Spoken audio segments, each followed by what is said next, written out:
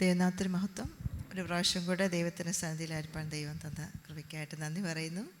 നമ്മളുടെ കൂടെ ആയിരുന്ന കുഞ്ഞുങ്ങൾ ലോകത്തിൻ്റെ വിവിധ ഭാഗങ്ങളിലായിരിക്കുമ്പോഴും അവരെല്ലാവരും കർത്താവിൻ്റെ വേലയിൽ അവിടുത്തെ സഭയോട് ചേർന്ന്, അനുവാണെങ്കിലും കുടുംബമായിട്ടും എബിയും ജോഷിനിയ കുടുംബമായിട്ടൊക്കെ അവരൊക്കെ കർത്താവിൻ്റെ വേലയിലും അവർ വളരെ ഭാഗവാക്കാണ്. അതാണ് നമ്മുടെ ഏറ്റവും വലിയ ഒരു സന്തോഷം. അതുകൊണ്ട് ഞങ്ങൾ ഡെയിലി പ്രയറിൻ്റെ സമയത്ത് നിങ്ങളുടെയൊക്കെ പേരെഴുതി വെച്ച് പ്രാർത്ഥിക്കും. നിങ്ങളായിരിക്കുന്ന സ്ഥലങ്ങളിൽ അധികമായി കർത്താവിന് വേണ്ടി പ്രയോജനപ്പെടണം. സ്തോത്രം. Thank you. ദൈവത്തിന് മഹത്വം ഉണ്ടാകട്ടെ. കഴിഞ്ഞ ആഴ്ചകളിൽ ഞങ്ങൾക്ക് വേണ്ടി പ്രാർത്ഥിച്ച എല്ലാവർക്കും നന്ദി. പ്രത്യേകിച്ച് ഞാൻ പ്രയർ റിക്വസ്റ്റ് ഇട്ടിരുന്നു. ഫെയ്ത്തിനും റൂത്തിനും പിന്നെ അനുവിനും ഓഫ് കോഴ്സ് നെയ്ത്തിനും ഒക്കെ കോവിഡായിരുന്നു. ദൈവം അവരെയൊക്കെ സൂക്ഷിച്ചു വിടുവിച്ചുകൊണ്ടിരിക്കുന്നു. അതിനായിട്ടൊക്കെ ഞാൻ ദൈവത്തിന് നന്ദി പറയുന്നു. സ്തോത്രം. ഇന്ന് നമ്മൾ ചിന്തിക്കാൻ പോകുന്നത് 2 കൊരിന്ത്യർ ലേഖനത്തിൻ്റെ കണ്ടിന്യൂവേഷനാണ്. കഴിഞ്ഞ ആഴ്ച വരെ നമ്മൾ 11-ാം വാക്യം വരെ നോക്കി. അന്ന് ആ സമയം വരെ നോക്കിയത് അവരുടെ കഷ്ടതകളെക്കുറിച്ചായിരുന്നു.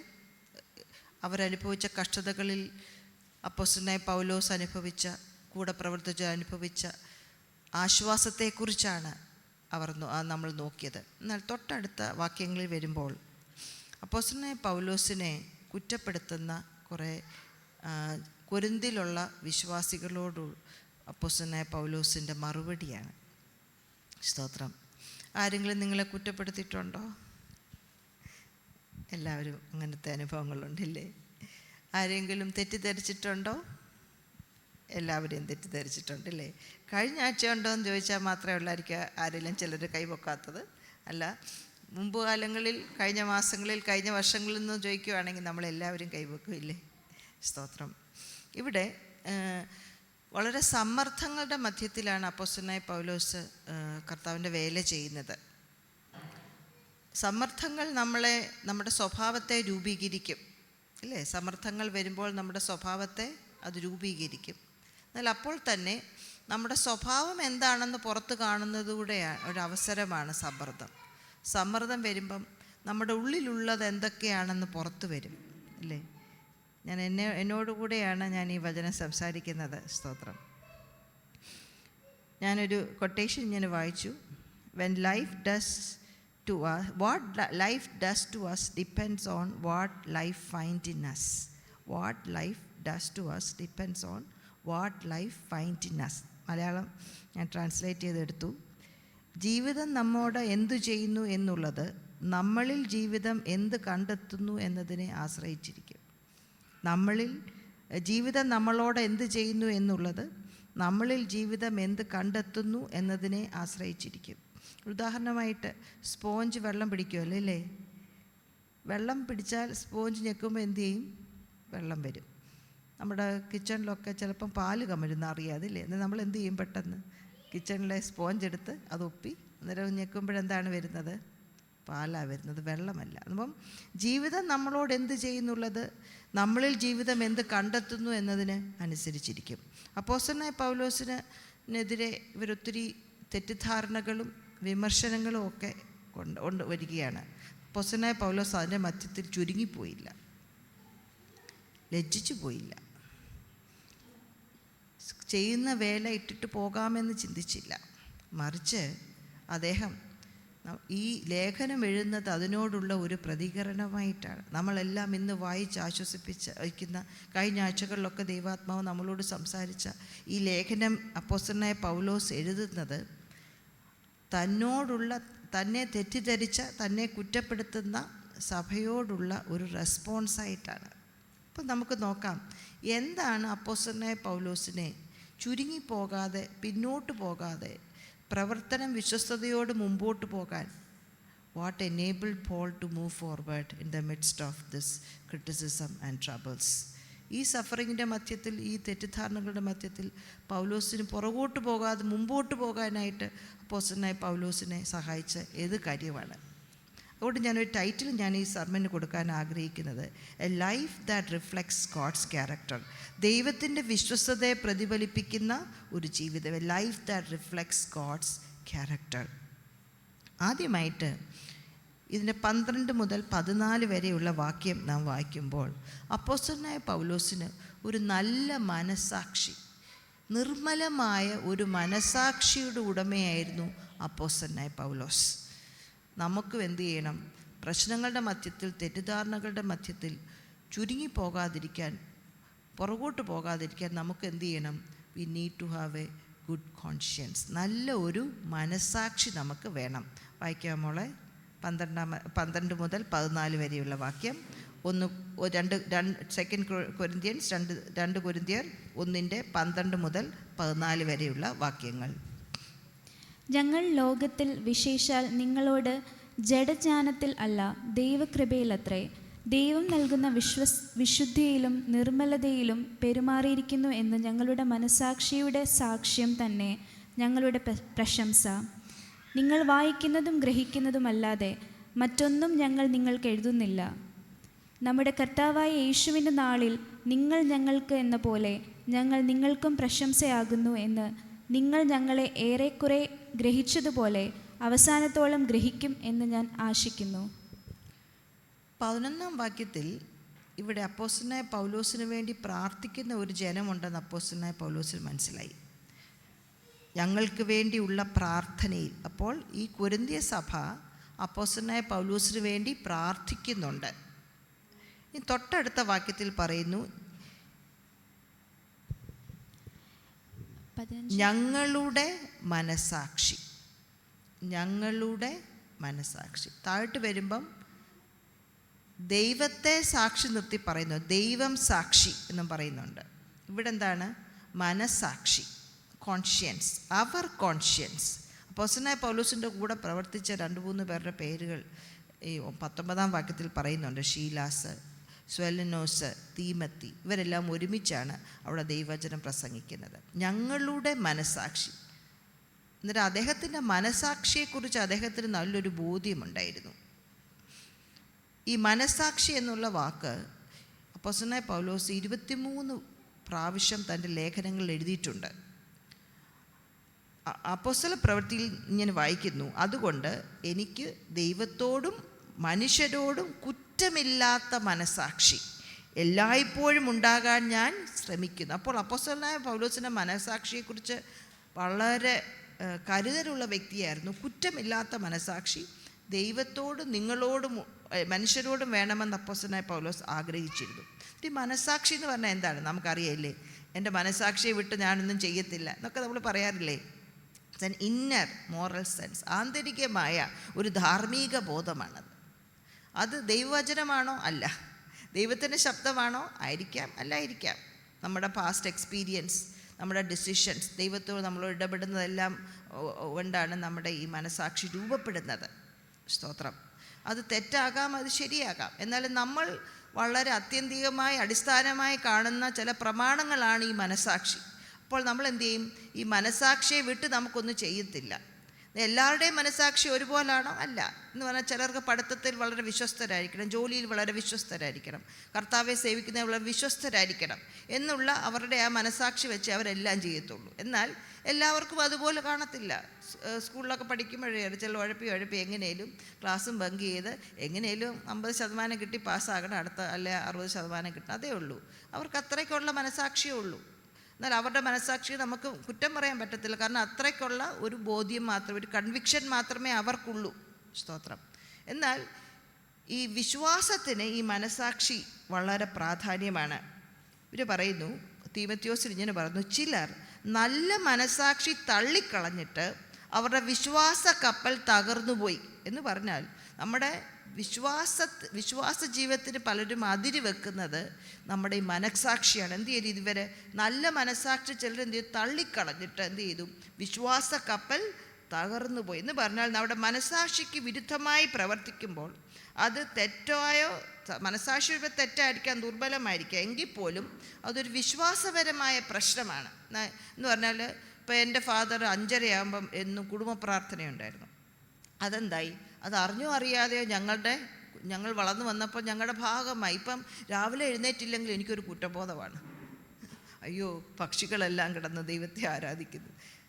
തൊട്ടുള്ള അമ്പലങ്ങളിലും മോസ്കിലും ഒക്കെ അവരെല്ലാം ദൈവത്തെ ആരാധിക്കും. ദാണ്ട് ഒരു ക്രിസ്ത്യാനി കിടന്നുറങ്ങുക പോത്തുപോലെ തലേന്ന് മൂടിയിട്ട്. അതെൻ്റെ മനസാക്ഷിയാണ്. അതെന്താണ്? എനിക്ക് കിടന്നുറങ്ങാൻ പറ്റത്തില്ല വെളുപ്പാങ്കാലത്ത്. ക്ഷീണമാണെങ്കിൽ കിടന്ന് ഉറക്കുമായിരിക്കാം. പക്ഷേ സാധാരണ എന്തു ചെയ്യും? എൻ്റെ മനസാക്ഷി അനുസരിച്ച് ഞാനും എഴുന്നേക്കും. നമ്മുടെ മനസാക്ഷി നമ്മുടെ ജീവിതത്തിലെ പല അടിസ്ഥാനപരമായ തീരുമാനങ്ങൾ നയിക്കുന്നതാണ് നമ്മുടെ മനസാക്ഷി. സ്തോത്രം. ഇവിടെ ഇദ്ദേഹം പറയുകയാണ്, എൻ്റെ മനസാക്ഷിയെക്കുറിച്ച് അപ്പോസ്തലനായ പൗലോസ് പറയുന്നില്ലേ, ഞങ്ങളുടെ മനസാക്ഷിയുടെ സാക്ഷ്യം, മനസാക്ഷിയുടെ സാക്ഷ്യം തന്നെ ഞങ്ങളുടെ പ്രശംസ. അപ്പോൾ ഇവിടെ അപ്പോസ്തലനായ പൗലോസ് തൻ്റെ മനസാക്ഷിയെക്കുറിച്ച് പറയുന്നത്, ദൈവകൃപയിലത്രേ ദൈവം നൽകുന്ന വിശുദ്ധിയിലും നിർമ്മലതയിലും, ദൈവം നൽകുന്ന വിശുദ്ധിയിലും നിർമ്മലതയിലും. അപ്പോൾ അപ്പോസ്തലനായ പൗലോസ് അവിടുള്ള കൊരിന്ത്യയിലുള്ള ജനങ്ങളോടും പുറത്തുള്ളവരോടും, നമ്മൾ ലോകത്തിൽ, ഞങ്ങൾ ലോകത്തിൽ വിശേഷാൽ നിങ്ങളോട്, അപ്പോൾ പുറത്തുള്ളവരോടും കൊരിന്ത്യയിലുള്ള സഭയിലുള്ളവരോടും അദ്ദേഹം എങ്ങനെയാണ് പെരുമാറിയത്? ദൈവം നൽകുന്ന വിശുദ്ധിയിലും നിർമ്മലതയിലും അവർ എന്ത് ചെയ്തു? പെരുമാറിയതായിട്ട് കാണുന്നു. ഇവിടെ അവരെന്തിലാണ് ആശ്രയിച്ചത്? ലോകജ്ഞാനത്തിലാണോ? അല്ല. പിന്നെന്താ നമ്മൾ വായിക്കുന്നത്? ജഡജ്ഞാനത്തിലല്ല, ദൈവകൃപയിലത്രേ. അപ്പോൾ അവർ ആശ്രയിച്ചത് എന്തിനാണ്? ദൈവകൃപയിൽ ആശ്രയിച്ചു കൊണ്ട് ദൈവം നൽകുന്ന വിശുദ്ധിയിലും നിർമ്മലതയിലും പെരുമാറാൻ അവരെന്ത് ചെയ്തു? അവരുടെ മനസാക്ഷിയിൽ അവർ ഉറച്ചു. ഇനി അടുത്ത വാക്യം വായിക്കുമ്പോൾ പൗലോസ് അതെങ്ങനെയാണ് അത് മനസ്സ് വെച്ച് അതിനു വേണ്ടി ചില കാര്യങ്ങൾ ചെയ്യുവാണ്. 13-ാം വാക്യം, നിങ്ങൾ വായിക്കുന്നതും ഗ്രഹിക്കുന്നതുമല്ലാതെ മറ്റൊന്നും നിങ്ങൾക്ക് എഴുതുന്നില്ല എന്ന് പറഞ്ഞപ്പോൾ അപ്പോസ്തലനായ പൗലോസ് എഴുതിയ ചില കാര്യത്തെക്കുറിച്ച് അത് അടുത്ത വാക്യങ്ങൾ നമ്മൾ നോക്കുമ്പോൾ മനസ്സിലാവും. അപ്പോസ്തലനായ പൗലോസ് അവർക്ക് എഴുതിയ കത്തിനെക്കുറിച്ചൊരു തെറ്റിദ്ധാരണ അവർക്ക് വന്നു. അപ്പോൾ അപ്പോസ്തലനായ പൗലോസ് പറയുകയാണ്, എൻ്റെ മനസാക്ഷി, ദൈവകൃപയിലുള്ള എൻ്റെ മനസാക്ഷി, വിശുദ്ധമായ എൻ്റെ മനസാക്ഷി, നിർമ്മലമായ എൻ്റെ മനസാക്ഷിയിൽ ഞാൻ നിങ്ങൾക്ക് എഴുതിയതല്ലാതെ വേറൊരു കാര്യവും എന്നിൽ മറച്ചു വെച്ചിരുന്നില്ല. There was no inner motives. വേറെ ഒരു കാര്യവും ഇല്ല. ഞാൻ എഴുതിയത്, ഞാൻ പറഞ്ഞത്, അത് മാത്രമേ ഉള്ളൂ. അതിൻ്റെ അപ്പുറമായിട്ട് എനിക്കൊന്നുമില്ല. സ്തോത്രം. ഇവിടെ മനസ്സിലായി അപ്പോസ്തലനായ പൗലോസിന് ചിലത് മാത്രമേ ഇവർ ഗ്രഹിക്കുന്നുള്ളൂ ഇപ്പോൾ. എന്നാൽ ചിലത് ഗ്രഹിക്കുന്ന ഒരു സമയം വരുന്നുണ്ട്. അതാണ് 14-ാം വാക്യത്തിൽ, നമ്മുടെ കർത്താവായ യേശുക്രിസ്തുവിൻ്റെ നാളിൽ എന്ന് പറഞ്ഞാൽ ഇറ്റേണിറ്റി. കർത്താവ് വരുമ്പോൾ ഇപ്പോൾ മനസ്സിലാകാത്ത പല കാര്യങ്ങളും മനസ്സിലാകും, ഗ്രഹിക്കുന്നു. അങ്ങനെയൊക്കെ വാക്യം കൊണ്ടുവരും. ചില കാര്യങ്ങളൊക്കെ അവർ ഗ്രഹിച്ചു, എന്നാൽ എന്താണ്, പൂർണ്ണമായി അവർ ഗ്രഹിച്ചിട്ടില്ല. എന്നാൽ കർത്താവിൻ്റെ നാളിൽ എന്ത് ചെയ്യും? എല്ലാം പൂർണ്ണമായി അവർ ഗ്രഹിക്കും. അപ്പോൾ തന്നെ അദ്ദേഹം പറയുന്നൊരു വാക്യം, ഞങ്ങൾ നിങ്ങളിലും നിങ്ങൾ ഞങ്ങൾക്കെന്ന പോലെ ഞങ്ങൾ നിങ്ങളിലും പ്രശംസയാകുന്ന ഒരു ദിവസം വരുന്നുണ്ട്. ഇപ്പോൾ എന്ന് പറഞ്ഞാൽ അപ്പോസ്തലനായ പൗലോസ് മാത്രമല്ല പ്രശംസിക്കുന്നത്, കൊരിന്ത്യ സഭ അവരിലും അവർ കൊരിന്ത്യ സഭയിലുള്ള ജനങ്ങളിലും പ്രശംസിക്കുന്ന ഒരു സമയം വരുന്നുണ്ട്. അതെന്നാണ്? കർത്താവായ യേശുക്രിസ്തുവിൻ്റെ നാളിലാണ്. സ്തോത്രം. അപ്പോൾ ഞാനിത് ചിന്തിച്ചപ്പോൾ എനിക്ക് മനസ്സിലായത്, നാം ഇന്ന് ജീവിക്കുമ്പോൾ ഒത്തിരി തെറ്റിദ്ധാരണകൾ നമ്മൾ തമ്മിൽ ഉണ്ടാകാം. പാസ്റ്റർ, വിശ്വാസികൾ തമ്മിൽ, അല്ലെങ്കിൽ വിശ്വാസികൾക്ക് പാസ്റ്ററോട്, അയൽവക്കക്കാരോട്, കുടുംബക്കാരോട് ഒക്കെ ഒത്തിരി തെറ്റിദ്ധാരണകൾ ഉണ്ടാകാം. നമ്മളുടെ വിശുദ്ധമായ മനസാക്ഷി, നിർമ്മലമായ മനസാക്ഷിയിലും പെരുമാറിയാലും എന്താണ്? തെറ്റിദ്ധാരണകൾ ഉണ്ടാകാം. അത് വ്യക്തമായി എഴുതി കാണിച്ചാലും എന്താണ്? പലർക്കും എല്ലാം മനസ്സിലാകത്തില്ല, ഗ്രഹിക്കാൻ സാധിക്കത്തില്ല. എന്നാൽ ഒരു ദിവസം വരുന്നുണ്ട്, എല്ലാം ഗ്രഹിക്കുന്ന ഒരു ദിവസം. ഞാൻ അന്നേരം ഓർക്കുമായിരുന്നു, ഈ ഒരു ദിവസം ഉള്ളത് കൊണ്ടാണോ നമ്മൾ നിർമ്മലമായ മനസാക്ഷി ജീവിക്കുന്നത്, അതോ നിർമ്മലമായ മനസാക്ഷി ഉള്ളത് കൊണ്ടാണോ ഈ ഒരു ദിവസത്തെ നോക്കിയിരിക്കുന്നത്? ഞാൻ അന്നേരം ചിന്തിച്ചു, എൻ്റെ കർത്താവ് മടങ്ങി വരും. കർത്താവ് മടങ്ങി വരുമ്പോൾ എല്ലാം ബാലൻസ് ചെയ്യുന്ന, ചെക്ക് ബുക്ക് എല്ലാം നമ്മൾ പറയാം, നമ്മൾ ചെയ്തതും ചെയ്യാത്തതും, നമ്മൾ ട്രാൻസാക്ഷനും ശരിയാണെന്നൊക്കെ നമ്മുടെ ബുക്ക് എടുത്ത് നോക്കിയില്ലേ? പണ്ടെല്ലാം പ്രിൻ്റഡ് ആയിരുന്നു, ഇപ്പോൾ എല്ലാം ഡിജിറ്റലാണ്. നോക്കൂല്ലേ ട്രാൻസാക്ഷൻ പോയോ, വന്നതെല്ലാം കറക്റ്റാണോ നോക്കൂല്ലേ? അങ്ങനെ എല്ലാം ബാലൻസ് ചെയ്യുന്ന ഒരു ദിവസം കർത്താവിൻ്റെ വരവിലാണ്. അന്ന് വരെ എന്താണ്? നാം ജീവിക്കുമ്പോൾ വിശുദ്ധിയിൽ ജീവിക്കുക, നിർമ്മല മനസാക്ഷിയിൽ ജീവിക്കുക, ദൈവകൃപയിൽ ആശ്രയിച്ച് ജീവിക്കുക. പലപ്പോഴും ലോകപ്രകാരമുള്ള ചിന്തയിൽ പലരും പറയാറുണ്ടല്ലേ, മണ്ടനായി വർത്താനം പറയാൻ അറിയാൻ വയ്യാത്തതുകൊണ്ടാണ് മിണ്ടാതിരിക്കുന്നത്. നമ്മൾ ചോദിക്കാറില്ലേ, വർത്താനം പറയാൻ അറിയാൻ വയ്യാത്തതുകൊണ്ടാണ് മിണ്ടാതിരിക്കുന്നത്. വർത്താനം പറയാൻ അറിയാൻ വയ്യാത്തതുകൊണ്ടല്ല, അറിയുന്ന മനുഷ്യനെ മരിച്ചുപോയി അല്ലേ. നമ്മൾ ഇവിടെ സ്നാനത്തൊട്ടിക്കകത്ത് കുഴിച്ചിട്ടില്ലേ, അങ്ങനെ പറയുന്ന മനുഷ്യനെ നമ്മൾ കുഴിച്ചിട്ടു. ഇനിയിപ്പോഴെന്താണ്? ക്രിസ്തുവാണ് എന്നിൽ ജീവിക്കുന്നത്. ഞാൻ ക്രിസ്തുവിൽ ജീവിക്കുന്നതെന്ന് മാത്രമല്ല, ക്രിസ്തുവിൻ്റെ വരവിനെ നോക്കി ഞാൻ ജീവിക്കുകയാണ്. ക്രിസ്തുവിൻ്റെ വരവിനെ നോക്കി ഞാൻ ജീവിക്കുമ്പോൾ ഞാനിപ്പോൾ ജീവിക്കുന്നത് എങ്ങനെയാണ്? നിർമ്മലതയോടെ, സ്തോത്രം, വിശുദ്ധിയോടെ, ദൈവകൃപയിൽ ആശ്രയിച്ച്. അപ്പോൾ എനിക്ക് ചില കാര്യങ്ങൾ എനിക്ക് മനസ്സിലായത്, നമ്മളെ മറ്റുള്ളവർ തെറ്റിദ്ധരിക്കുക എന്ന് പറയുന്നത് നമുക്ക് ഭയങ്കര വേദനയുള്ള കാര്യമാണ്. ആണോ? അതെനിക്ക് മാത്രമേ ഉള്ളൂ? നമുക്ക് ഭയങ്കര വേദനയുള്ള കാര്യമാണ്. മറ്റുള്ളവർ നമ്മളെ തെറ്റിദ്ധരിക്കുന്നു. മറ്റുള്ളവർ ഇപ്പോഴാണെങ്കിൽ പിന്നെ ഒരു സോഷ്യൽ മീഡിയ എന്നൊരു സാധനം ഉണ്ടല്ലോ ഇല്ലേ. എല്ലാവർക്കും എന്തെങ്കിലും പ്രയാസം ഉണ്ടാകുന്ന ഉടനെ സോഷ്യൽ മീഡിയയിലൊരു പോസ്റ്റാണ്. നമ്മുടെ ഡയറിയായി ഇപ്പം സോഷ്യൽ മീഡിയ. നമുക്ക് പണ്ട് വിഷമം ഉണ്ടാകുമ്പോൾ നമ്മളെല്ലാം ഡയറിക്കകത്തൊക്കെ എഴുതി വെക്കുമായിരുന്നില്ലേ. ആനി ഫ്രാങ്കിൻ്റെ ഡയറിയൊക്കെ നമ്മൾ സ്കൂളിലൊക്കെ വായിച്ചിട്ടില്ലേ. ഇപ്പം നമുക്ക് എന്തെങ്കിലും വിഷമം ഉണ്ടാകുമ്പോൾ നമ്മുടെ ഡയറി നമ്മളെല്ലാവരെയും വായിക്കാൻ വേണ്ടി അന്നേരം തന്നെ ഞാൻ കാണിച്ചു കൊടുക്കും. അറിയാവുന്നതിന് ഫ്രണ്ട്സിൻ്റെ ഫ്രണ്ട്സ് ഫോർവേഡ് ചെയ്ത് അത് വൈറലായി കഴിയുമ്പോഴത്തേക്ക് നമുക്ക് വലിയ സന്തോഷമാണ്. 4 പേര് എൻ്റെ വിഷമം എല്ലാം കേട്ടല്ലോ. നമ്മളിവിടെ ജീവിക്കുമ്പം കർത്താവിൻ്റെ വേല ചെയ്യുന്ന ആരാണ് കർത്താവിൻ്റെ വേലക്കാരൻ? നമ്മളെല്ലാവരും കർത്താവിൻ്റെ വേലക്കാരല്ലേ. ഒരമ്മയ്ക്ക് ഭവനത്തിൽ ചെയ്യാൻ പറ്റുന്ന വേല ഒരു സൺഡേ സ്കൂൾ ടീച്ചറിന് ആ ഭവനത്തിൽ ചെയ്യാൻ പറ്റുമോ? ഒരപ്പന് ആ ഭവനത്തിൽ ചെയ്യാൻ പറ്റുന്ന വേല ഒരു പാസ്റ്റർക്ക് ആ ഭവനത്തിൽ ചെയ്യാൻ പറ്റുമോ? ഇല്ല. നമ്മളെല്ലാവരും കർത്താവിൻ്റെ വേലക്കാരാണ്. അപ്പം നാം എന്ത് ചെയ്യണം? ദൈവസന്നിധിയിൽ നമ്മുടെ മനസാക്ഷിയെ നമ്മൾ സൂക്ഷിക്കണം. മറ്റുള്ളവർ നമ്മളെ തെറ്റിദ്ധരിക്കും. അപ്പം തെറ്റിദ്ധരിച്ചെന്ന് വരും, അമ്മ തെറ്റിദ്ധരിച്ചെന്ന് വരും, മക്കൾ തെറ്റിദ്ധരിച്ചെന്ന് വരും, ഭാര്യ തെറ്റിദ്ധരിച്ചെന്ന് വരും, സഹോദരങ്ങൾ എല്ലാവരും നമ്മളെ ഭവനത്തിലാട്ടെ സഭയിലാട്ടെ പലരും തെറ്റിദ്ധരിച്ചെന്ന് വരും. എങ്കിലും നമ്മളുടെ ദൈവത്തിൽ നിന്നുള്ള നിർമ്മലതയും വിശുദ്ധിയും എന്ത് ചെയ്യരുത്? നമ്മൾ വിറ്റ് കാശാക്കരുത്. ദൈവത്തിൽ നിന്നുള്ള നിർമ്മലതയും വിശുദ്ധിയും നമ്മൾ എന്ത് ചെയ്യരുത്? അതിന് പകരം പ്രതിരോധവും അല്ലെങ്കിൽ പകരം വീട്ടാനും മിണ്ടാതിരിക്കാനും നമുക്ക് പോകാതെ നമ്മൾ എന്ത് ചെയ്യണം? ദൈവത്തിൽ നിന്ന് ലഭിക്കുന്ന, ദൈവകൃപയിൽ നിന്ന് ലഭിക്കുന്ന വിശുദ്ധിയും നിർമ്മലതയും നാം എന്ത് ചെയ്യണം? സൂക്ഷിക്കണം. എപ്പോഴും അത് സാധ്യമാണോ? അതുകൊണ്ടാണ് ദൈവകൃപ എന്ന് പറയുന്നത്. ദൈവകൃപ എന്താണ്? ഞാൻ ഒത്തിരി പ്രയാസപ്പെടുമ്പോഴൊക്കെ പലരോടും പറയും, പ്രാർത്ഥിക്ക്, lord have mercy on me, കരുണയുണ്ടാകണേ. കുറിയെ ലൈസോൺ, പള്ളിയിലൊക്കെ പറയില്ലല്ലോ കുറിയെ ലൈസോൺ. എൻ്റെ അർത്ഥം അന്ന് മനസ്സിലായെന്ന് എനിക്കറിയില്ല, പക്ഷെ ഇന്ന് നമുക്ക് മനസ്സിലാകും. കുറിയെ ലൈസോൺ എന്ന് പറഞ്ഞ അർത്ഥം എന്താണ്? കർത്താവേ കരുണ തരണേ, എനിക്കിതിൽ വിശുദ്ധിയോടും നിർമ്മലതയോടും ജീവിക്കാൻ കരുണ തരണേ. 10 പ്രാവശ്യം ചോദിക്കുമ്പോൾ ഒരു പ്രാവശ്യമേ വിളിച്ചുള്ളൂ ആ കണ്ണുപൊട്ടൻ. ദാവീദ് പുത്ര കരുണയുണ്ടാകണേ എന്ന് പറഞ്ഞപ്പോൾ എന്ത് ചെയ്തു? യേശു അവിടെ നിന്നു, വിളിക്കാൻ പറഞ്ഞു. എല്ലാം മിണ്ടായിരിക്കും ചുമ്മാ. ദാവീദ് പുത്രൻ മുമ്പോട്ട് പോകട്ടെ. യേശു അവിടെ നിന്നു, അവനെ വിളിച്ചു. അവനെ വിളിച്ചു, ബാ, എന്താ നിനക്ക് ആവശ്യം? എന്നിട്ട് നാം കരുണയുണ്ടാകണമേ എന്ന് വിളിക്കുമ്പോൾ എന്ത് ചെയ്യും? ഞാൻ വിശ്വസിക്കുന്നു കർത്താവ് നമ്മൾ വേണ്ടി നിൽക്കും. സ്തോത്രം. അപ്പോസ്തലനായ പൗലോസ് തിരിഞ്ഞ് ചിന്തിക്കുകയാണ്, എൻ്റെ മനസാക്ഷി എങ്ങനെ ഉണ്ടായിരുന്നു? നമ്മൾ എന്ത് ചെയ്യണം? നമ്മളും ഇടയ്ക്കിടയ്ക്കൊന്ന് ചിന്തിക്കണം. നമ്മുടെ മനസാക്ഷി എങ്ങനെയാണ്? നമ്മുടെ വീട്ടിലുള്ള ജീവിതവും പുറത്തുള്ള ജീവിതവും എങ്ങനെയാണ്? സ്തോത്രം. നമ്മൾ തന്നെ ചിന്തിക്കുക. നമ്മൾ ഒരിക്കലും ലോകപരമായ ജ്ഞാനം ആവശ്യമാണ്, പക്ഷെ അതിൽ ആശ്രയിക്കരുത് കേട്ടോ. ലോകപരമായ ജ്ഞാനത്തിൽ ആശ്രയിക്കാതെ മറ്റുള്ളവർ നമ്മളോട് പറയുന്നതിനനുസരിച്ച് നമ്മുടെ കുടുംബജീവിതങ്ങൾ അല്ലെങ്കിൽ നമ്മുടെ പ്രവർത്തനങ്ങൾ മുമ്പോട്ട് പോകാതെ ദൈവകൃപയിൽ ആശ്രയിക്കുക. ദൈവമേ, എന്താണ് ദൈവത്തിന് എന്നെക്കുറിച്ചുള്ള ആഗ്രഹം?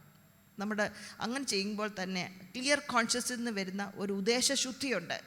എൻ്റെ ഫാദർ പണ്ട് പറഞ്ഞിട്ടുണ്ട്, ഒരു ദൈവദാസൻ തൻ്റെ വളരെ വസ്തുക്കൾ നഷ്ടമായി പോകുന്ന ഒരു സമയം വന്നു. അദ്ദേഹം ആ വസ്തു വാങ്ങിച്ചത് ഒരു ഓർഫനേജിന് വേണ്ടിയായിരുന്നു. കൈവിട്ടു പോകുമെന്നുള്ള അവസ്ഥ വന്നപ്പം എൻ്റെ ഫാദർ അദ്ദേഹത്തോട് പറഞ്ഞു,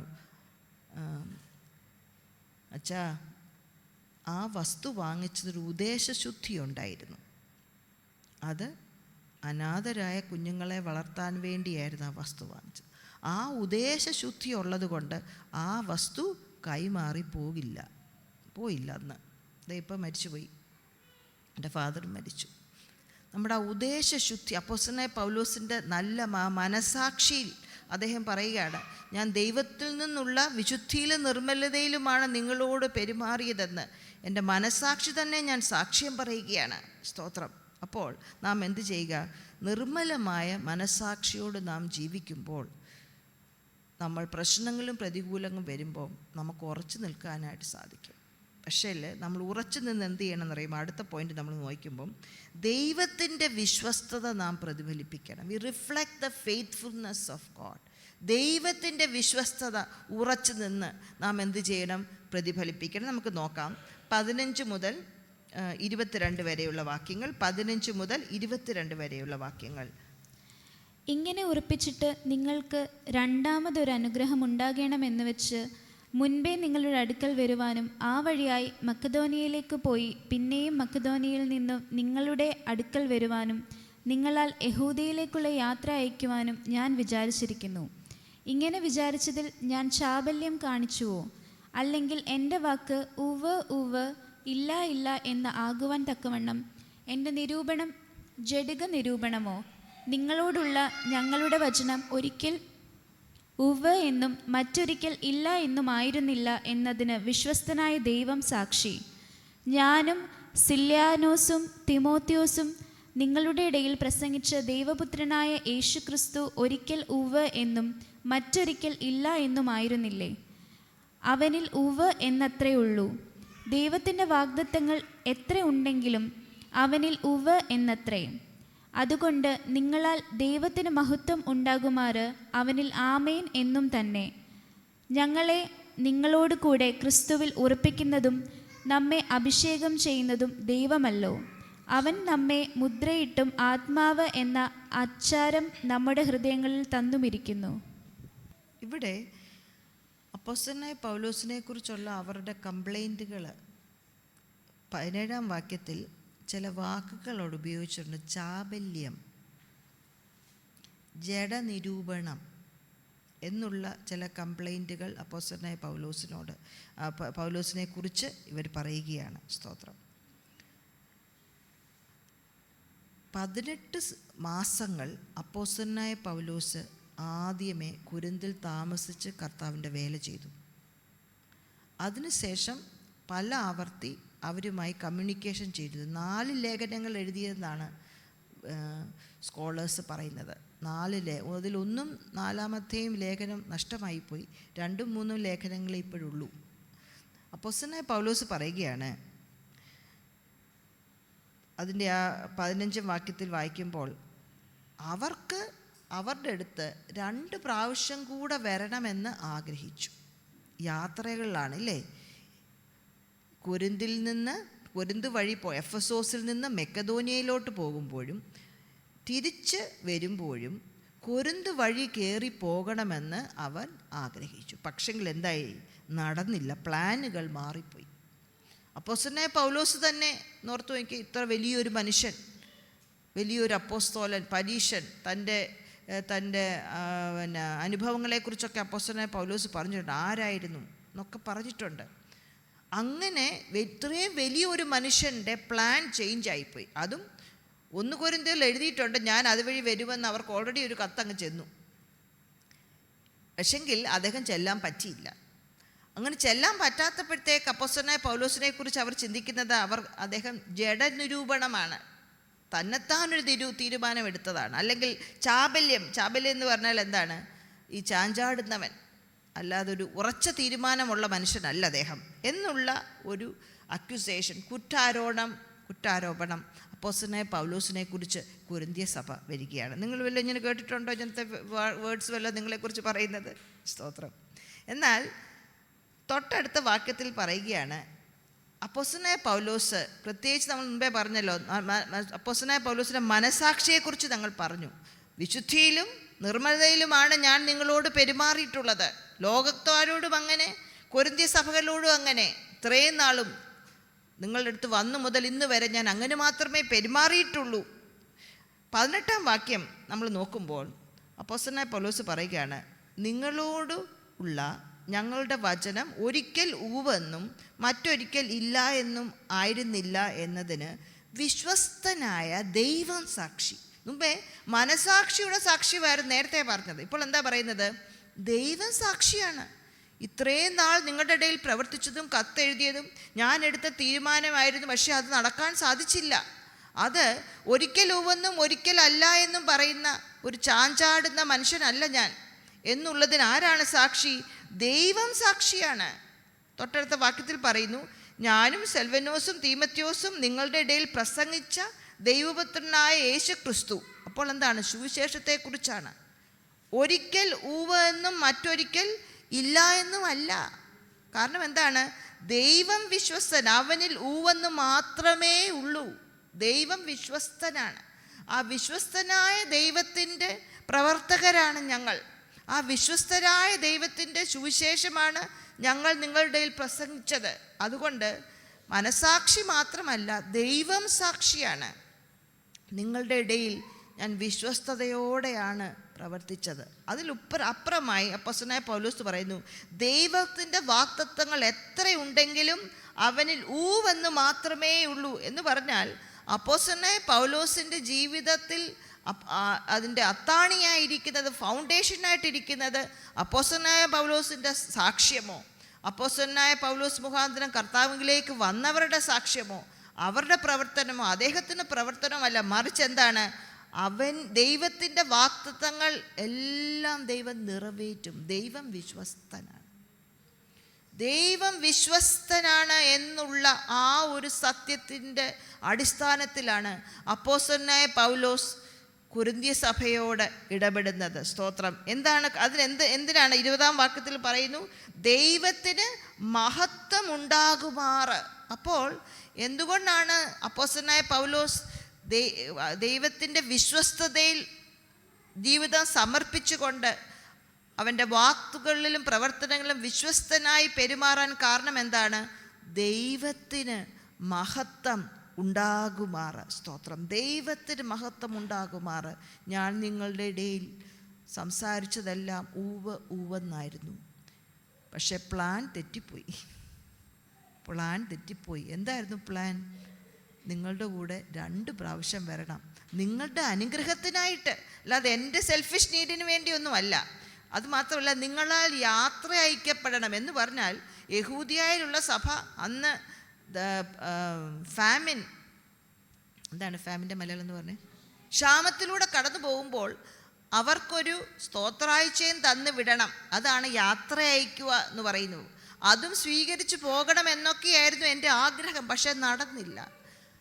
സാഹചര്യങ്ങൾ നടക്കാഞ്ഞത് കൊണ്ട്, സാഹചര്യങ്ങളെ അനുസരിച്ചല്ല എൻ്റെ സ്വഭാവം, മറിച്ച് ദൈവത്തിൻ്റെ വിശ്വസ്തതയിൽ അടിസ്ഥാനപ്പെട്ടാണ് എൻ്റെ സ്വഭാവം. എൻ്റെ ജീവിതം ദൈവത്തിൻ്റെ വിശ്വസ്തതയിൽ അടിസ്ഥാനപ്പെട്ടാണ്. നമ്മുടെ എല്ലാവരുടെയും ജീവിതം അങ്ങനെ തന്നെയാണ്. അപ്പോൾ നമ്മൾ ചിന്തിക്കും, ദൈവം എന്തിനാണ്, എങ്ങനെയാണ് നമ്മളെ ഇതിന് സഹായിക്കുന്നത്? നാം പലപ്പോഴും പറയാറില്ലേ, ഞാൻ അടുത്ത ആഴ്ച വരാം കേട്ടോ. പക്ഷെ നമ്മൾ എന്ത് ചെയ്യും? അന്നേരമായിരിക്കും ഒരാൾ നമുക്ക് എന്തെങ്കിലും ഒരു വീട്ടിലൊരു പ്രയാസമുണ്ട്, അത് നമ്മൾ എന്ത് ചെയ്യുക? പോകാൻ പറ്റും. മാനുഷികമായി നമ്മൾ പ്ലാനുകൾ ചെയ്യില്ലേ? അല്ലെ, ഞാൻ പറയും, ഞാൻ നിങ്ങളെ ഇന്ന കാര്യം ചെയ്തു തരാം ഇല്ലേ? അന്നാകുമ്പോൾ എന്തു ചെയ്യും? നമ്മൾ കരുതി വെച്ചതെല്ലാം ഷൂ ആയിപ്പോയി ഇല്ലേ? അല്ലെ, നമ്മൾ ആഹാര പാചകം ചെയ്യുമായിരിക്കും ആൾക്കാർ വരുമ്പോഴത്തേക്ക്, പക്ഷെ എന്തു ചെയ്യും? എന്തെങ്കിലും കരിഞ്ഞു പോവും, അല്ലെങ്കിൽ എന്തെങ്കിലും പുകയായി പോവും. നമുക്കാകെ കൂടെ പ്രയാസം. സാഹചര്യങ്ങൾ വ്യത്യാസം വരും. പക്ഷെങ്കിൽ നമ്മുടെ പ്രവർത്തനം അടിസ്ഥാനപ്പെട്ടിരിക്കുന്ന ദൈവത്തിൻ്റെ വിശ്വസ്തയിലാണ് എന്ന് പറഞ്ഞിട്ട് ദൈവം നമ്മളെ ചുമ്മാതെ അങ്ങ് നിങ്ങളങ്ങ് ചെയ്തോ എന്ന് പറഞ്ഞല്ല, വളരെ ധൈര്യപ്പെടുത്തുന്ന അടുത്ത 2 വാക്യങ്ങളുണ്ട്. സ്തോത്രം. അവിടെ ഇങ്ങനെ വായിക്കുന്നു, ഞങ്ങളെ നിങ്ങളോടുകൂടെ ക്രിസ്തുവിൽ ഉറപ്പിക്കുന്നതും, ഓർക്കണേ, ഉറപ്പിക്കുക, ഞങ്ങളെ നിങ്ങളോടുകൂടെ ക്രിസ്തുവിൽ ഉറപ്പിക്കുന്നതും നിങ്ങളെ അഭിഷേകം ചെയ്യുന്നതും ആരാണ്? ദൈവമാണ്. ആരാണ് നമ്മളെ ഉറച്ചു നിൽക്കുമാറാക്കുന്നത്? ദൈവമാണ്. ദൈവം വിശ്വസ്തനാണ്. അവൻ്റെ വാക്കുകളെല്ലാം എന്താണ്? ഊവെന്നേ ഉള്ളൂ, മാറ്റമില്ല. ദൈവം നമ്മളെ എന്ത് ചെയ്യും? ഉറച്ചു നിർപ്പിക്കും. നമ്മളെ എക്സ്റ്റാബ്ലിഷ് ചെയ്യും. ദൈവം ഉറച്ചു നിർത്തും. അതുമാത്രമല്ല, അനോയിൻറ്റ്, അഭിഷേകം ചെയ്യും. അനോയിൻമെൻ്റ് എന്നൊക്കെ കേൾക്കുമ്പോൾ നമ്മൾ ആർക്കും ടി വിയിലൊക്കെ കാണുന്ന വലിയ വലിയ പ്രവാചകന്മാർക്കുള്ളതാണെന്ന്. സാധാരണ ദൈവമക്കൾക്കുള്ളതാണ് ഇതൊക്കെ. സാധാരണ ദൈവമക്കൾക്ക് എന്തു ചെയ്യും? ദൈവം നമ്മളെ അഭിഷേകം ചെയ്യും. എന്തിനാൽ അഭിഷേകം ചെയ്യും? ദൈവത്തിൻ്റെ കൃപയാൽ, ദൈവത്തിൻ്റെ പരിശുദ്ധാത്മാവിനാൽ ദൈവം നമ്മളെ അഭിഷേകം ചെയ്യും. എന്തിന്? നമ്മളുടെ വിശ്വസ്തത, നമ്മുടെ ജീവിതം ദൈവത്തിൻ്റെ വിശ്വസ്തതയെ പുറത്തു കാണിക്കാൻ ദൈവം നമ്മളെ ഉറച്ചു നിർത്തും. ദൈവം നമ്മളെ അഭിഷേകം ചെയ്യും. പ്ലാനുകൾ മാറും, പക്ഷെങ്കിൽ ദൈവത്തിൻ്റെ വാഗ്ദത്തത്തിന് ഒരു മാറ്റവും ഇല്ല. അവൻ നമ്മളെ ഉറച്ചു നിർത്തും, അവൻ നമ്മളെ അഭിഷേകം ചെയ്യും. അതുമാത്രമല്ല, അടുത്ത വാക്യം, അവൻ നമ്മെ മുദ്രയിടും, സീൽ ചെയ്യും. നമ്മൾ പണ്ടൊക്കെ നമ്മുടെ വീട്ടിൽ കത്തുകൾ വരുമ്പോൾ, ഇപ്പോഴും കത്തുകൾ കുറവാണല്ലോ, നമുക്കൊരു സീലുണ്ടില്ലേ? എന്താണ് സീല് കാണിക്കുന്നത്? അല്ലെങ്കിൽ ഇപ്പോൾ ഓഫീസിലൊക്കെ ചെല്ലുമ്പം ഒരു ലെറ്റർ വേണമെങ്കിൽ അവരെന്ത് ചെയ്യും? ഒരു സീൽ ചെയ്യും. എന്താണ് സീല്? ഇത് ഈ ഓഫീസിൻ്റേതാണല്ലേ, ഈ പോസ്റ്റ് ഓഫീസിൻ്റെയാണ്, ഞാൻ ആരുടെയാണെന്ന് കാണിക്കുന്നതാണ് ആ സീൽ അല്ലേ? അത് മാത്രമല്ല, സീൽ ഒരു പ്രൊട്ടക്ഷനാണ്. റോമാ രാജ്യത്തിൻ്റെ സീല് യേശുവിൻ്റെ കല്ലറയുടെ മുമ്പിൽ വെച്ചു. അതാണ്, ഇത് വേറെ ആരും തൊട്ട് പോയേക്കരുത്, ഇത് റോമാ ഗവൺമെൻറ്റിൻ്റെയാണ്, ആരെങ്കിലും തൊട്ടാൽ പണിയാണ്. വിവരം അറിയും. നമ്മുടെ മേൽ എന്താണ്? ദൈവം സീല് ചെയ്തിരിക്കുകയാണ്. God has sealed me. മറ്റുള്ളവർ നമുക്ക് സീലൊന്നും കാണത്തില്ലായിരിക്കാം, പക്ഷെങ്കിൽ ഞാൻ ദൈവത്തിൻ്റേതാണ്, ദൈവമാണ് എന്നെ സംരക്ഷിക്കുന്നത്, എൻ്റെ സെക്യൂരിറ്റി എൻ്റെ കർത്താവിൻ്റെ ആണെന്ന് കാണിക്കുന്ന ഒരു സീൽ എൻ്റെ മേലുണ്ട്. അത് മാത്രമാണോ? മുദ്രയിട്ടും ആത്മാവെന്ന അച്ചാരം നമ്മുടെ ഹൃദയത്തിൽ തന്നിരിക്കുന്നു എന്ന് പറഞ്ഞാൽ, ഇംഗ്ലീഷിൽ വായിക്കുന്നത് ഇറ്റ്സ് എ ഗ്യാരണ്ടി. എന്താണ് ഗ്യാരണ്ടി? എന്താണ് ഗ്യാരണ്ടി? നമ്മൾ കടം എടുക്കുമ്പോഴൊക്കെ എന്ത് ചെയ്യും? ഒരു ഗ്യാരണ്ടി കൊടുക്കും ഇല്ലേ? നമ്മുടെ ഭവനത്തോ അല്ലെങ്കിൽ നമ്മുടെ എന്തെങ്കിലും വസ്തുവകളൊക്കെ വെച്ച്, ആധാരം വെച്ച് നമ്മൾ അത് തിരിച്ചു കിട്ടും, അല്ല പണം നഷ്ടമായി പോകത്തില്ല. ഒരു ഗ്യാരണ്ടി. നമ്മൾ റെൻറ്റ് പേ ചെയ്യാൻ നേരം, ആദ്യം നമ്മൾ ഒരു വീട് റെൻറ്റ് ചെയ്യാൻ നേരം നമ്മൾ എന്ത് ചെയ്യും? ഒരു ഡിപ്പോസിറ്റ് കൊടുക്കും ഇല്ലേ? എന്താണത് കാണിക്കുന്നത്? ഒരു മാസം അടച്ചില്ലെങ്കിൽ ആ ഡിപ്പോസിറ്റിൽ നിന്ന് നമുക്ക് പൈസ എടുക്കാം. സ്തോത്രം. പരിശുദ്ധാത്മാവിനെ നമ്മൾ എന്താണ്? ഒരു ഗ്യാരണ്ടി ആയിട്ട് തന്നിരിക്കുകയാണ്, നമ്മുടെ ഹൃദയത്തിൽ നിക്ഷേപിച്ചിരിക്കുകയാണ്. മുദ്രയിടുക മാത്രമല്ല, നമ്മളെന്താണ്? പരിശുദ്ധാത്മാവിനെ നമ്മുടെ ഉള്ളിൽ തന്നിരിക്കുകയാണ്. എന്തിന്? നീ എൻ്റേതാണ്, പരിശുദ്ധ ആത്മാവിൻ്റെയാണ്. നമ്മൾ പാടിയില്ലേ? പരിശുദ്ധൻ പരിശുദ്ധൻ ഇല്ലേ? നമ്മൾ പാടി, അവൻ പരിശുദ്ധൻ. നമ്മുടെ ഹൃദയത്തിൽ പരിശുദ്ധ ആത്മാവിനെ ഡിപ്പോസിറ്റായിട്ട് തന്നിരിക്കുകയാണ്. നമുക്കൊരു ഗ്യാരണ്ടി ഉണ്ട്. എന്ത്? കർത്താവിൻ്റെ നാളുണ്ടല്ലോ, കർത്താവിൻ്റെ നാൾ, അന്ന് എല്ലാം വെളിവാവും. ഇപ്പോൾ ഭാഗികമായിട്ടേ അറിയുന്നുള്ളൂ, പക്ഷെ അന്ന് എല്ലാം വെളിവാവും. ആ നാൾ വരെ നമ്മളെ ദൈവത്തിൻ്റെ വിശ്വസ്തതയിൽ സൂക്ഷിക്കാൻ, അവൻ്റേതാണെന്ന് പറയാൻ പരിശുദ്ധാത്മാവിനെ ദൈവം ഒരു അച്ചാരമായി നമ്മുടെ ഇടയിൽ തന്നിരിക്കുകയാണ്. സ്തോത്രം. ഇവിടെ നമ്മൾ വിശ്വസ്തരായി പ്രവർത്തിക്കാൻ നമുക്ക് കഴിവില്ലാത്തപ്പോൾ ഈ വാക്യങ്ങൾ പറഞ്ഞാൽ മതി. കർത്താവേ, അങ്ങാണല്ലോ ഞങ്ങളെ എല്ലാവരെയും, എനിക്കിഷ്ടമുള്ളവരെ എനിക്കിഷ്ടമല്ലാത്തവരെ എല്ലാം, ഞങ്ങളെ നിങ്ങളോട് കൂടെ എന്ന് പറയുമ്പോൾ ആരാണ്? കൊരിന്ത്യ സഭ അപ്പോസ്തലനായ പൗലോസിനെ കുറ്റം പറയുന്നവരാണ്. നമ്മളെ എല്ലാവരെയും ഉറച്ചു നിൽക്കുമാറാക്കുന്നതും അഭിഷേകം ചെയ്യുന്നതും ഒരേ ദൈവമാണ്. അവൻ നമ്മെ മുദ്രയിട്ടും ആത്മാവെന്ന അച്ചാരം നമ്മുടെ ഹൃദയത്തിൽ പകർന്നു വിരിക്കുന്നു. സ്തോത്രം. അവസാനമായിട്ട് നാം നോക്കേണ്ടത്, അപ്പോൾ നിർമ്മലമായ മനസാക്ഷിയോട് ജീവിക്കുക, ദൈവത്തിൻ്റെ വിശ്വസ്തതയിൽ നമ്മൾ ഉറച്ചു നിന്ന് മറ്റുള്ളവരെ അത് കാണിക്കുക. അവസാനമായി, നാം മറ്റുള്ളവരെ ശുശ്രൂഷിക്കുമ്പോൾ സ്നേഹത്തോടെ ആയിരിക്കണം. ഒരിക്കലും അവരെ നിയന്ത്രിക്കാനും മറ്റ് ലോകക്കാർ ചെയ്യുന്നത് പോലെ അവരുടെ മേൽ കർത്തൃത്വം നടത്തുകയുമല്ല, മറിച്ച് സ്നേഹത്തിൽ അവരെ ശുശ്രൂഷിക്കണം. നമ്മുടെ ഭവനത്തിലുള്ളവരെ, നമ്മുടെ ഭവനത്തിൽ പ്രായമുള്ളവർ കാണും, കുറച്ച് കൊച്ചു കുഞ്ഞുങ്ങൾ കാണും, മറ്റുള്ളവരെല്ലാം നമ്മുടെ ഭവനത്തിലുള്ളവരെ, നമ്മുടെ ചർച്ചിലുള്ളവരെ, നമ്മുടെ കയ്യിൽ ദൈവം തന്നിട്ടുള്ള ദൈവജനങ്ങളെ ശുശ്രൂഷിക്കുമ്പോൾ എന്താണ്? സ്നേഹത്തിൽ ശുശ്രൂഷിക്കുക. കർത്തൃത്വം നടത്തുകയല്ല. ലോകക്കാർ കർത്തൃത്വം നടത്തുന്ന പോലെ കർത്തൃത്വം നടത്തുകയല്ല, മറിച്ച് എന്താണ്? നാം അവരെ സേവിക്കുക. അപ്പോസ്തലനായ പൗലോസ് 23-24 വാക്യത്തിൽ വ്യക്തമായിട്ട് അത് കാണുന്നുണ്ട്. എന്നാണ് വായിച്ചോളെ. എന്നാണ് നിങ്ങൾ ആദരിച്ചിട്ടത്രേ ഞാൻ ഇതുവരെ കൊരിന്തിയിൽ വരാതിരുന്നത്. അതിന് ദൈവം സാക്ഷി. നിങ്ങളുടെ വിശ്വാസത്തിന്മേൽ ഞങ്ങൾ കർത്തൃത്വം ഉള്ളവർ എന്നല്ല, നിങ്ങളുടെ സന്തോഷത്തിന് ഞങ്ങൾ സഹായികൾ അത്രേ. വിശ്വാസ സംബന്ധമായി നിങ്ങൾ ഉറച്ചു നിൽക്കുന്നുവല്ലോ. കർത്തൃത്വം ഉള്ളവർ അല്ല എന്നല്ല, 24-ാം വാക്യം. കർത്തൃത്വം ഉള്ളവർ എന്നല്ല, മറിച്ച് എന്താണ്?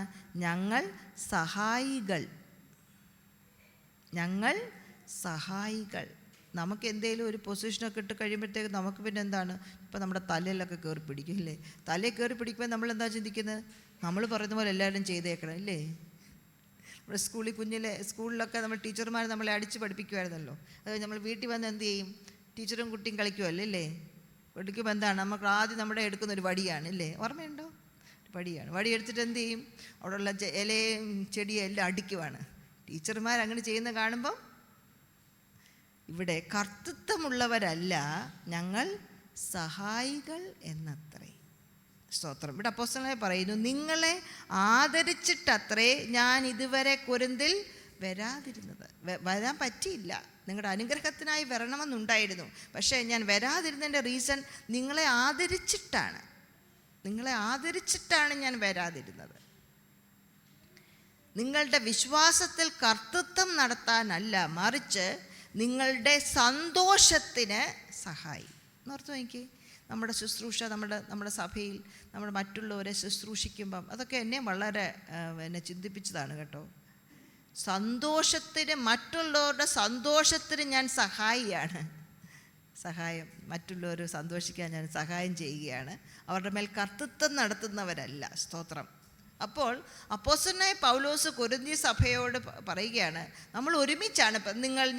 ഞങ്ങൾ ഒപ്പം എന്നൊക്കെ പറയുമ്പം ആ സഭ ഒരുമിച്ചാണ് ശുശ്രൂഷിക്കുന്നത്. അപ്പോൾ തന്നെ അപ്പോസ്തലനായ പൗലോസിൻ്റെ താല്പര്യം എന്താണ്? കർത്താവിൻ്റെ സ്വഭാവം ഞാൻ പ്രദർശിപ്പിക്കുമ്പോൾ കർത്താവിൻ്റെ സ്വഭാവമായ ദാസൻ്റെ സ്വഭാവം. ഇടയ്ക്ക് പറയുന്നുണ്ട്, സെർവൻ്റ് ഓഫ് ഗോഡ്, ക്രിസ്തുവിൻ്റെ ദാസൻ. ഞാൻ ക്രിസ്തുവിൻ്റെ ദാസനാണ്. അതുകൊണ്ട് നിങ്ങളുടെ മേൽ കർത്തൃത്വം നടത്തുന്നവനല്ല, മറിച്ച് നിങ്ങളെ സഹായിക്കുന്ന, സന്തോഷത്തിൽ സഹായിക്കുന്നവൻ. സ്തോത്രം. നാം എങ്ങനെയാണ് മറ്റുള്ളവരെ ശുശ്രൂഷിക്കുന്നത്? നമ്മുടെ മനോഭാവം എന്താണ്? നമുക്ക് കുറച്ച് കൃപകളും അല്ലെ കുറേ കഴിവുകളും ഉത്തരവാദിത്വങ്ങളൊക്കെ നമുക്ക് തരുമ്പോൾ നമ്മൾ എങ്ങനെയാണ് മറ്റുള്ളവരെ കാണുന്നത്? സഹപ്രവർത്തകരെ, സഹവിശ്വാസികളെ നമ്മൾ എങ്ങനെയാണ് കാണുന്നത്? അവരുടെ സന്തോഷത്തിൽ നാം സഹായിയാണോ, അതോ നമ്മൾ അവരുടെ മേൽ കർത്തൃത്വം നടത്തുന്നതാണോ? സ്തോത്രം. അവരുടെ സന്തോഷത്തിന്, അത് മാത്രമല്ല ലാസ്റ്റ് പറയുന്നത്, വിശ്വാസ സംബന്ധമായി നിങ്ങൾ ഉറച്ചു നിൽക്കുന്നുവല്ലോ. അവരുടെ വിശ്വാസത്തിൽ ഉറച്ചു നിൽക്കാൻ നാം എന്ത് ചെയ്യണം? ഒരു സഹായിയായിരിക്കണം. സ്തോത്രം. Our decisions are to be good for others. നമ്മുടെ തീരുമാനങ്ങൾ മറ്റുള്ളവർക്ക് അത് അനുഗ്രഹമായി തീരണം. സ്തോത്രം. അന്നേരം ക്രിസ്തീയ ജീവിതം എന്നുള്ളത്, ഇതിൽ നിന്ന് നമ്മൾ വായിക്കുന്നു, ദൈവത്തിൻ്റെ സ്വഭാവം എന്ത് ചെയ്യണം? നമ്മൾ റിഫ്ലക്റ്റ് ചെയ്യണം. ദൈവകൃപയിൽ ആശ്രയിച്ചുകൊണ്ട് ദൈവം നൽകുന്ന വിശുദ്ധിയിലും നിർമ്മലതയിലുമായിരിക്കണം നമ്മളുടെ പെരുമാറ്റങ്ങൾ. സ്ത്രീ പുരുഷ ബന്ധങ്ങളിൽ, അമ്മ അച്ഛൻ മക്കൾ ബന്ധങ്ങളിൽ, സഹോദര ബന്ധങ്ങളിൽ, സ്തോത്രം, എംപ്ലോയർ എംപ്ലോയി, അങ്ങനെയുള്ള എല്ലാ ബന്ധങ്ങളിലും നാം എന്ത് ചെയ്യണം? ദൈവകൃപയിൽ ആശ്രയിച്ചു കൊണ്ടുള്ള വിശുദ്ധിയും നിർമ്മലതയും നാം ആർജിച്ചെടുക്കണം. അതിന് ദൈവത്തിൻ്റെ വിശ്വസ്തത നമ്മൾ മനസ്സിലാക്കിയെങ്കിൽ മാത്രമേ പറ്റുകയുള്ളൂ. ദൈവത്തിൻ്റെ വിശ്വസ്തത നമ്മളിലൂടെ പുറത്തു കൊണ്ടുവരാൻ നമ്മുടെ ശക്തി കൊണ്ട് പറ്റുമോ? ഇല്ല. പരിശുദ്ധാത്മാവിനെ നമുക്ക് അച്ചാരമായി തന്നിരിക്കുകയാണ്. പരിശുദ്ധാത്മാവിൽ അങ്ങ് ആശ്രയിക്കുക. ഭാര്യ എന്ന നിലയ്ക്ക് എൻ്റെ കടമ ചെയ്യാൻ പറ്റുന്നില്ല, ഭർത്താവ് എന്ന നിലയ്ക്ക് എൻ്റെ കടമ ചെയ്യാൻ പറ്റുന്നില്ല, അല്ലെ കുഞ്ഞുങ്ങളോട് എൻ്റെ കടമ ചെയ്യാൻ പറ്റുന്നില്ല, അല്ലെങ്കിൽ വിശ്വാസികളോട്, സഹവിശ്വാസികളോട്, അയൽക്കാരോട് എൻ്റെ കടമ ചെയ്യാൻ പറ്റുന്നില്ല. തന്നെ പ്രയത്നിക്കേണ്ട കാര്യമില്ല. Give it to the Lord. പരിശുദ്ധാത്മാവിനെ അച്ചാരമായി തന്ന് നമ്മളെ ഉറച്ചു നിർത്താൻ, ക്രിസ്തുവിൻ്റെ നാളോളം നമ്മളെ ഉറച്ചു നിർത്താൻ, അതിനു വേണ്ടി ഒരു ഗ്യാരണ്ടി ആയിട്ടൊരു ഡിപ്പോസിറ്റായിട്ട് നമ്മൾ തന്നിരിക്കുകയാണ് പരിശുദ്ധാത്മാ. അതുകൊണ്ട് നാം എന്ത് ചെയ്യുക? Depend on the Holy Spirit. സ്തോത്രം. എന്തെങ്കിലും കുറവുകൾ നമ്മുടെ ഭവനങ്ങളിലുണ്ടെങ്കിൽ പഴി പറയേണ്ട കാര്യമില്ല കേട്ടോ. നീ ആ കാര്യം, ഞാൻ ആ കാര്യം, അങ്ങനെ നമ്മളങ്ങനെയല്ലേ. ആദ്യം എന്തെങ്കിലും കുറവുണ്ടെങ്കിൽ നമ്മൾ ഉടനെ നമ്മുടെ അടുത്തിരിക്കുന്ന ഭർത്താവിന്, എൻ്റെ വീട്ടിൽ ഇപ്പം 2 പേരല്ല ഉള്ളത്, അന്നേരം അങ്ങോട്ടായിരിക്കും ഞാൻ നോക്കുന്നത്. 4 പേരുണ്ടെങ്കിൽ എന്ത് ചെയ്യും? നമ്മളിലോട്ട് നോക്കത്തെ എല്ലാവരും നോക്കിയിട്ട് പറയും, അല്ല, look to us, examine ours. നമ്മുടെ മനസ്സാക്ഷി ദൈവത്തിന് മുമ്പിൽ എങ്ങനെയാണ്? ദൈവം തന്നെ സാക്ഷി പറയത്തക്കവണ്ണം നമ്മുടെ ജീവിതം ക്രമീകരിക്കാം. സ്തോത്രം. സാഹചര്യങ്ങൾ മാറും, ദൈവം മാറത്തില്ല കേട്ടോ. നമ്മളെല്ലാവരും മാറിപ്പോകും, പക്ഷെ ദൈവം മാറത്തില്ല. സ്തോത്രം. അപ്പോസ്തലനായ പൗലോസ് വലിയ അപ്പോസ്തലനായിരുന്നു. അദ്ദേഹത്തിൻ്റെ യാത്രകളുടെ പ്ലാൻ തെറ്റിപ്പോയി. എഴുതിയ കത്തിനകത്തുണ്ടായിരുന്നു, പക്ഷെ എന്ത് ചെയ്തില്ല, അദ്ദേഹം വന്നില്ല. നാണംകേടാണ്. പക്ഷേ അദ്ദേഹം എന്താണ്, അദ്ദേഹത്തിൻ്റെ മനസ്സാക്ഷി, അദ്ദേഹത്തിൻ്റെ ഉദ്ദേശം ദൈവസന്നിധിയിൽ വിശുദ്ധമായിരുന്നു, നിർമ്മലമായിരുന്നു. അത് അദ്ദേഹം പറഞ്ഞു മനസ്സിലാക്കാനായിട്ട് ശ്രമിക്കുകയാണ്. മനസ്സിലായോ എന്നറിയില്ല, എന്തായാലും അദ്ദേഹം പറഞ്ഞു മനസ്സിലാക്കാനായിട്ട് ശ്രമിക്കുകയാണ്. എന്നാൽ അദ്ദേഹത്തിന് ഒരു കാര്യം അറിയാം, യേശു മടങ്ങി വരുന്ന ഒരു ദിവസമുണ്ട്. അന്ന് എല്ലാ കണക്കും തീർക്കും. കണക്ക് തീർക്കുക മാത്രമല്ല, അന്ന് പ്രതിഫലവും തരും. കണക്ക് തീർക്കുവാണെങ്കിൽ നമ്മൾ പറഞ്ഞാൽ അല്ല, എൻ്റെ സന്തോഷമായി. അതുമാത്രമല്ല, അവൻ്റെ കയ്യിൽ നമുക്ക് വേണ്ടി പ്രതിഫലവും ഉണ്ട്. സ്തോത്രം. അതുകൊണ്ട് നാം ഇവിടെ ജീവിക്കുമ്പോൾ നമ്മൾ തന്നെ ചോദിക്കുക, നമ്മളോട് തന്നെ ചോദിക്കുക, എൻ്റെ മനസ്സാക്ഷി എങ്ങനെയാണ്? മനസ്സാക്ഷി നല്ല മനസ്സാക്ഷി തള്ളിക്കളഞ്ഞാൽ എന്ത് ചെയ്യും? നമ്മുടെ വിശ്വാസ കപ്പൽ തള്ളടിയായി പോകും. അതുകൊണ്ട് നാം ഇന്നും എന്ത് ചെയ്യണം? ദൈവത്തിൽ ആശ്രയിക്കണം, ദൈവവചനം വായിക്കണം. എന്നും ഒരു അധ്യായം വായിച്ച് ധ്യാനിക്കുക. ദൈവത്തിൻ്റെ വചനമെടുത്ത് അധ്യായം വായിച്ച് ധ്യാനിക്കുക. നമ്മുടെ വീട്ടിൽ കുഞ്ഞുങ്ങളുണ്ടല്ലോ, അവർക്ക് 3 നേരം ആഹാരം കൊടുത്തില്ലേ നമുക്ക് എന്ത് വിഷമമാണല്ലേ? കുഞ്ഞു കഴിക്കുന്നില്ലെന്ന് നമുക്ക് എന്ത് വിഷമമാണ്. അതേസമയം മാസങ്ങൾ ബൈബിൾ വായിക്കാതിരുന്നാൽ നമുക്ക് ആ വിഷമമുണ്ടോ? ഉണ്ടോ? നമ്മൾ തന്നെ ചിന്തിക്കണം. മാസങ്ങൾ ബൈബിൾ വായിക്കാതിരുന്നാൽ അമ്മ എന്ന നിലയ്ക്ക് എനിക്ക് ആ വിഷമമുണ്ടോ? പക്ഷെങ്കിൽ അവരുടെ മനസ്സാക്ഷി രൂപപ്പെടുത്തിയെടുക്കാൻ ദൈവത്തിൻ്റെ സാന്നിധ്യവും ദൈവത്തിൻ്റെ വചനവും ദൈവത്തിൻ്റെ ആത്മാവും വളരെ അവരെ സഹായിക്കും. അവിടെ നാം എന്ത് ചെയ്യുക? നല്ല മനസ്സാക്ഷിയിൽ ദൈവം തരുന്ന ദൈവകൃപയിൽ ആശ്രയിച്ചുകൊണ്ടുള്ള ആ മനസ്സാക്ഷി രൂപപ്പെടുത്തിയെടുക്കാൻ നമ്മൾ ഒരുങ്ങുക, നമ്മുടെ കുഞ്ഞുങ്ങൾ ഒരുങ്ങുക. സ്തോത്രം. നാം എന്തെങ്കിലും ഒരു അവസരം മറ്റുള്ളവരുടെ മേൽ കർത്തൃത്വം നടത്താൻ, അല്ലെ മറ്റുള്ളവരെ ലീഡ് ചെയ്യാൻ ഒരവസരം നമുക്ക് തരുമ്പോൾ നാം എന്ത് ചെയ്യണം? എപ്പോഴും നാം ചിന്തിക്കേണ്ടത്, അവരുടെ സന്തോഷത്തിന് നാം ഒരു സഹായിയാണ്. അവരുടെ വിശ്വാസം നിലനിർത്താൻ ഞാനൊരു സഹായിയാണ്. സ്തോത്രം. അപ്പോൾ ക്രിസ്തീയ നേതൃത്വം അല്ലെങ്കിൽ ക്രിസ്തീയ ശുശ്രൂഷ എന്ന് പറയുന്നത് മറ്റുള്ളവരുടെ മേൽ ലോഡ് ചെയ്യാൻ വേണ്ടിയുള്ളതല്ല, കർത്തൃത്വം നടത്താൻ വേണ്ടിയുള്ളതല്ല, മറിച്ച് കർത്താവിൻ്റെ സ്വഭാവം നമ്മളിലൂടെ പ്രതിഫലിപ്പിക്കാനാണ്. കർത്താവിൻ്റെ സ്വഭാവം നമ്മളിലൂടെ പ്രതിഫലിപ്പിക്കാനാണ്. അപ്പോസ്തലനായ പൗലോസ് തളർന്നു പോയില്ല കേട്ടോ. ഈ പ്രശ്നങ്ങളുടെ ഒന്നും അപ്പോസ്തലനായ പൗലോസ് തളർന്നു പോയില്ല.